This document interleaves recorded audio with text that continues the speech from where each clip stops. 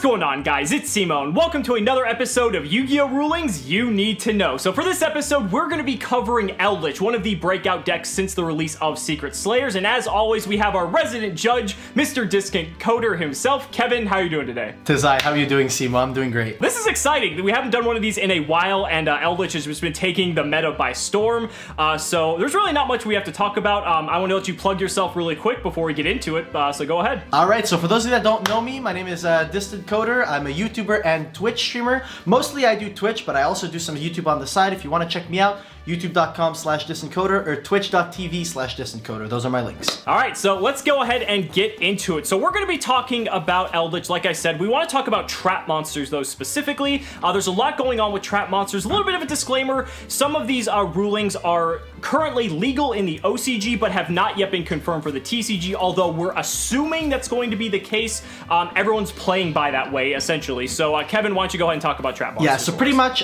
in the OCG, they released these 5 new rules that came out for the new Master Rule that basically started as of April 1st, and one of those changes changed how trap monsters that are also still traps work in general. So prior to the rule change, if you activated a trap monster that was also still a trap, like any of the Eldritch monsters or like a Shaddoll Core or something like that, it would still take up a zone in your spell trap zone. Now it no longer does that. These rulings are OCG. DB has adopted them, however, so on Dueling Book, if you're playing, they do use the new OCG rule, and I do think that it would make sense that they are going to come over to the TCG once we start getting events again. So I think it's very important that you know these different interactions, in the sense that they no longer take up a spell trap zone when you use them. So that's very important to know about these traps that are also still monsters.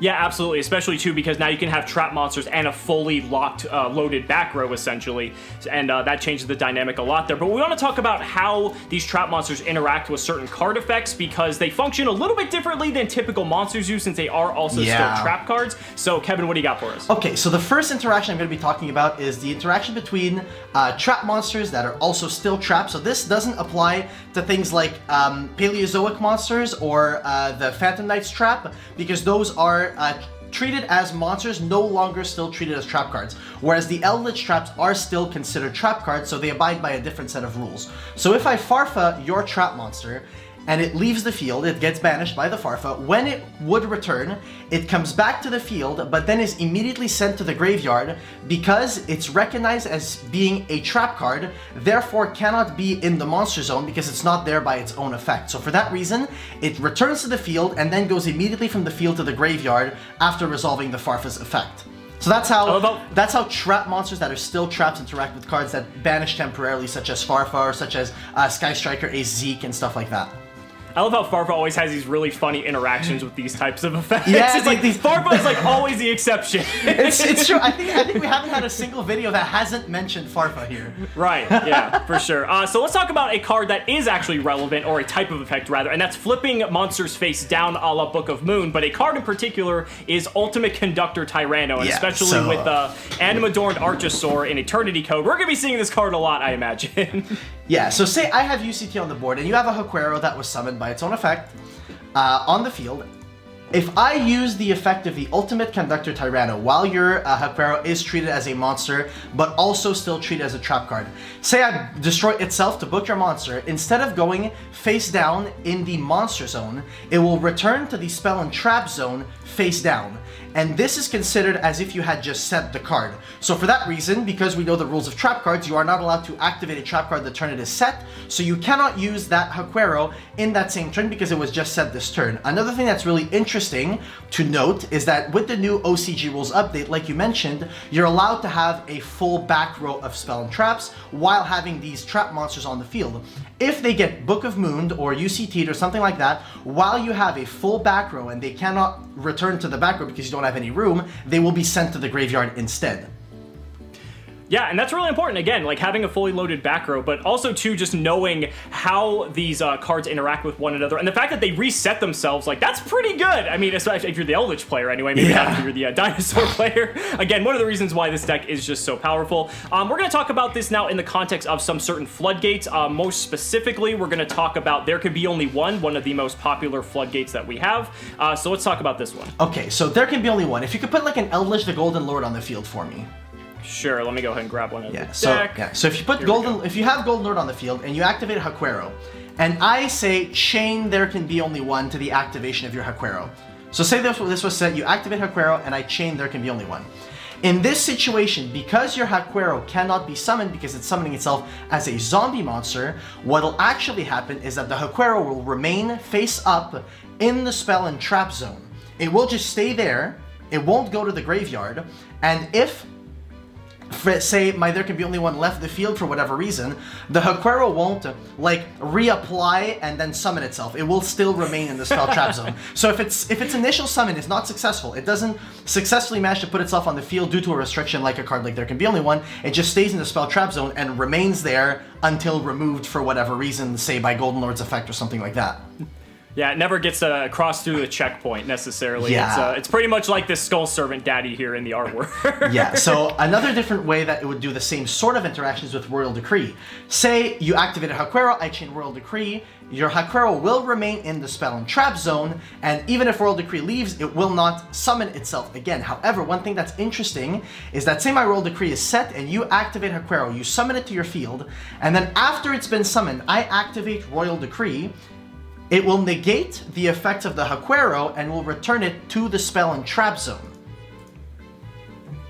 So that's how negating the effects of these trap cards will work. It works that way for like Shadal Core and for these cards. If you Royal Decree them, they return to the spell and trap zone. And so, lastly, we want to talk about these cards in the context of spell and trap destruction. So the most ubiquitous being something like Mystical Space Typhoon, for instance. And so, Kevin, let's go ahead and talk about that. Okay, so regardless of how the chain resolves, how the chain goes, it could be chain link 1 MST, chain link 2 Haquero, or the other way around. The way it'll work is that if I activate MST as chain link 1 targeting your Haquero and you chain link 2 the Haquero will summon and resolve its effect fully and then will still be destroyed by the Mystical Space Typhoon because it's still considered a spell or trap. If it was the other way around, you Haquero chain link 1, I MST chain link 2, your Haquero will not be summoned because my MST resolves first, destroying your Haquero. A thing that I need to specify is that if you say have already summoned your Haquero, it's already on the field, I am allowed to activate MST in this situation, targeting your Haquero that is in the main monster zone because it is still considered as a spell and trap. Because MST only says target a spell trap on the field, destroy it. As opposed to something like Salamangreat Heatleo that specifies that it needs to target a card in the spell and trap zone. In a situation like this, say I summoned my Heatleo and you have Haquero in the main monster zone, I'm not allowed to target it. But in a different situation where I would summon the Heatleo, target your Haquero that is currently set, even if you chain it, it'll get summoned, but then it will still be shuffled into the deck because it was originally targeted in the spell trap zone, and Heatleo still has to resolve at that point. Yeah, and with Salamangreat being one of the decks that people are still using to combat the Eldritch Empire, that's very good to know that the difference between stuff like Heatleo as well as Mystical Space Typhoon and those types of destruction effects. Okay, guys, so trap monsters aside, now we're going to talk about Eldritch the Golden Lord specifically. This card is an absolute beast, the main man so himself. Many different and interesting things that comes with this card. So, Golden Lord, Kevin, what do you got? Okay, so I've been having calls non-stop about this exact interaction. Okay, Invoked are really popular with the whole Eldritch deck, so we're seeing a lot of Invoked, especially Mechaba, all over the place. So I really want to break down the interaction between the effect of Invoked Mechaba versus the hand effect of Eldritch the Golden Lord. So say you activated Eldritch the Golden Lord in your hand right now, discarding it and the spell trap in order to send my Mechaba to the grave, and I was to chain with Mechaba to negate. A lot of people seem to believe that the Eldritch the Golden Lord is still going to be banished by the effect of Mechaba. Let me explain why that is not the case. So, when you have an effect like Mechaba that says, negate the activation and if you do, banish that card. The reason why it will not banish the Eldritch the Golden Lord that is in the grave is because when you activate the effect of Eldritch the Golden Lord, it activates in your hand, therefore resolves in your hand as well. The Eldritch the Golden Lord that is now in your graveyard is considered to be a different card than the one that was activated in the hand. So what Mechaba does when it resolves is it attempts to negate the effect of Golden Lord in the hand, which is still where the effect is resolving, it still resolves in the hand, and then it will attempt to banish the copy of Golden Lord from the hand, but it's no longer there, so it will no longer be, it won't be banished by the effect of the Mechaba, because it's now in the graveyard and not in the hand, where Mechaba would try to be banishing it from.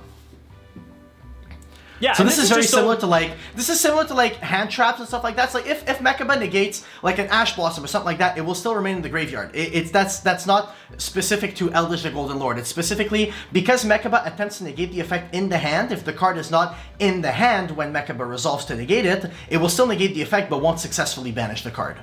Right, I was about to say, and you can extrapolate this logic to just a myriad of different cards as well. Yeah, and, pretty much. It's just one of the reasons, why Golden Lord is just such a good card as it is. But now we want to talk about it in the context of some very prominent floodgates. We already talked about there can be only one, and that's what we're going to be discussing next. Yeah, so say your Eldritch the Golden Lord was currently in the grave, and you had there can be only one on the field, and you control the zombie. If you want to put like a second Golden Lord on the field for me or something like that. Yeah, let me just grab one out there. Okay. So in this situation here, say you wanted to use the graveyard effect of your Eldritch the Golden Lord. You're currently locked into only one zombie type monster. You are allowed to activate the effect of Eldritch the Golden Lord, sending the there can be only one to the graveyard for cost.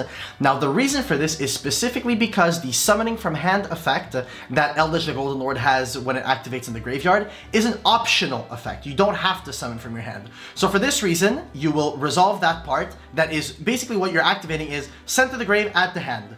So you perform that, and then afterwards is when you would decide whether or not you're summoning. Because you no longer have there can be only one on the field, you are still allowed to summon it because you're no longer under the restriction that there can be only one placed. If you want to flip your other face down, this works the same way for something like Summon Limit. If you have performed 2 summons, you can also do the exact same thing. Eldritch the Golden Lord sends Summon Limit to the graveyard. Even if you have summoned twice, return it to the hand because it's optional. And then afterwards, because you're no longer under restriction of that card, you are allowed to apply the optional effect to summon it and resolve the summon successfully. You're allowed to do that completely. And this is crazy because, like, Eldritch can force you to play its, like, slow game under these types, or not, you wouldn't play There Can Be Only One, but, like, Summon Limit, for instance, right? Because the deck doesn't summon that much necessarily. Yeah. And then all of a sudden you can send it off to the graveyard and just put on the pressure with multiple Golden Lords if you absolutely have to. So, and there's also other cards that this works with as well, and these are just, like, the main prominent ones we wanted to discuss. But very cool interaction nonetheless there. The one more that I wanted to mention is when Golden Lord is summoned by its own effect from the grave, so it adds itself from the hand and then summons from the hand, it boosts itself by 1000 attack and defense, and also makes it so that it cannot be destroyed by card effects until your opponent's until the end of your opponent's next turn. If a card like Skill Drain is on the field, a lot of people have been asking what happens if the effects of Golden Lord get negated. Does that attack boost still remain? Does the protection still remain? It does, for the very simple reason that, similarly to what I said about Mechaba, the Golden Lord that hits the field, even if it's the same copy that activated in the grave, is not considered to be the same card. So when the Golden Lord is summoned from the hand and gets that attack boost and that protection effect, it considers that it was given that by the effect of the Golden Lord in the graveyard, so it's a lingering effect that's already been applied, so the Skill Drain will not erase that lingering effect that's being placed on Eldritch the Golden Lord by the one that activated in the graveyard. As if the card couldn't get any better, right? Yeah, exactly. Negation doesn't matter here. All right, guys, and so wrapping up this Eldritch ruling video, we want to talk about some more miscellaneous rulings when it comes to some of the specific trap monsters themselves and some of the other Eldritch cards. So, Kevin, I believe we're going to be starting with Guardian of the Golden Land. Yes, so Guardian of the Golden Land, if you want to flip it up for me, it says it has an effect that says it summons itself and then changes the attack of a face-up monster on the field to 0. So a lot of people have been trying to use this in order to, get an advantage in the sense that they can beat over an opponent's monster. So say in a situation like this, where you attack my UCT with Eldritch the Golden Lord, and then you want to use the effect of Guardian of the Golden Land in the damage step.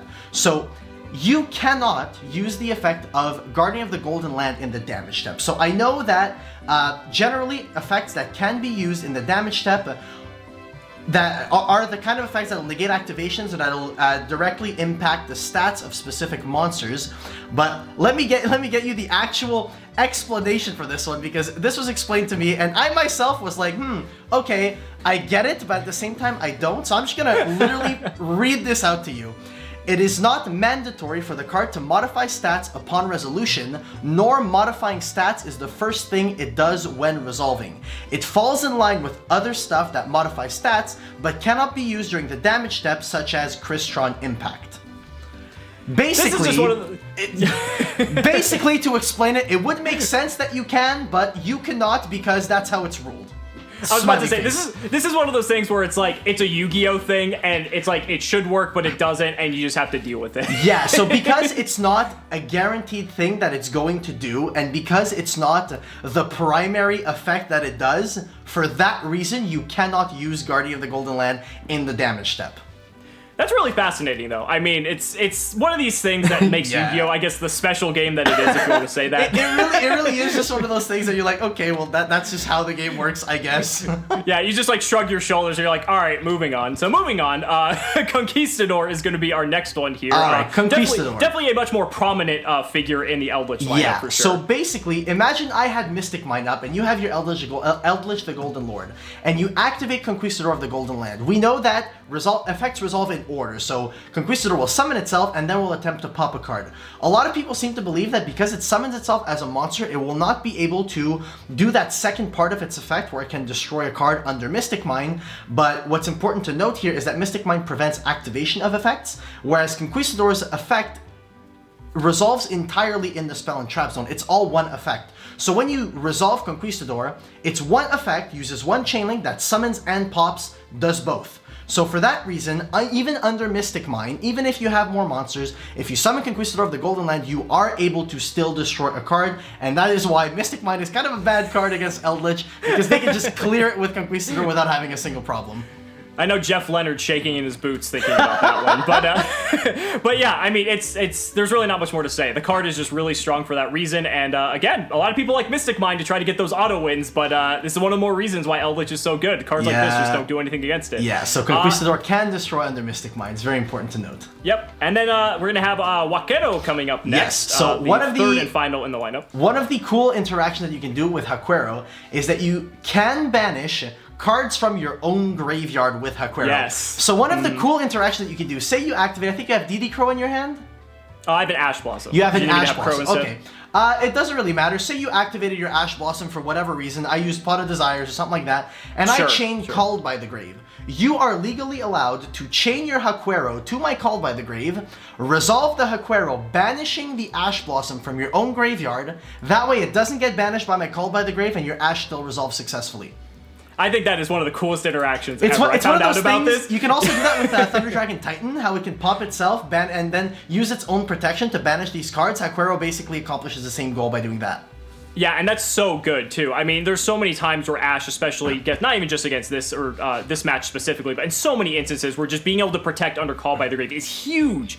And there's not many decks that can just facilitate it this easily and searchable nonetheless. And another interaction that I have with Waquero is that even if you didn't have Eldritch the Golden Lord on the field, say it was in your hand or in your graveyard, somewhere not on the field, and you activate Waquero of the Golden Land, I am still legally allowed to Ghost Bell the activation of your Waquero even if you don't have Eldritch the Golden Lord on the field. The reason for this is similar to the reason why you can Ash Shaddoll Fusion even if your opponent doesn't have an extra deck monster. It's because it checks at resolution, not at activation, whether or not you have the Golden Lord. So in this situation, you would be allowed to like Waquero, then use the Scarlet Sanguine to summon your Eldritch the Golden Lord, and then your Waquero would be able to banish. So because it's not guaranteed whether or not you will banish, but you have the option to potentially do so if a Golden Lord shows up, I'm legally allowed to Ghost Bell Waquero regardless of whether or not you have a Golden Lord on the field. Yeah, and this is cool. I have seen some people in mirror matches for this deck specifically side decking into Bell for this reason. It can be sometimes really good for that specific reason. Yeah. And so, lastly, we want to talk about Cursed Outland. Not a trap monster, but one of the most, pay 8. We're going back to those days. Pay 8 feel great. Yep, so Cursed Outland. Kevin, what do you got? This is the final one. Yeah, so we're not even going to be talking about the pay 8 effect, we're talking about the other one. The effect that says if this card is sent from the spell and trap zone to the graveyard. If the activation of Cursed Outland is negated by a card like Solemn Judgment, I'll pay half my life points, and it would go to the graveyard. If the activation of the card is negated, the card was never considered to have successfully hit the field. This is true even if the card was set beforehand. So even if you set Eldland, then flip it, then I judgment it, the card is never considered to have hit the spell trap zone. So for that reason, it's not considered to be sent from the spell and trap zone to the graveyard. It is sent from the void to the graveyard, pretty much. It pretty much is like, I don't know where I am, so I'm just gonna go to the grave now real quick. Yeah, but again, it's like that instance where like you're negating the summon of something, it never technically touched the field, so it never has a chance to trigger. So it's kind of in the same line with that sort of thinking, but very strong nonetheless. So guys, that's going to wrap it up for this rulings video on Eldritch. I really hope you guys learned something. Be sure to check out DistantCoder's channel. I'll have the links down in the description. Kevin, final thoughts about this deck? I think Eldritch is crazy. I'm not gonna lie. I think this deck is absurd. I think this deck is completely busted. But hey, like, knowing all these rulings are gonna help you be able to play against it properly. I've seen a lot of people make really, really bad misplays just because they don't exactly know how the deck works too well. So now that you know these interactions, it'll probably help you out to beat them in further duels. Absolutely. Guys, we're hoping to help you out as best we can just so you can improve your game in any way. Thank you so much for watching the video, and we'll see you next time.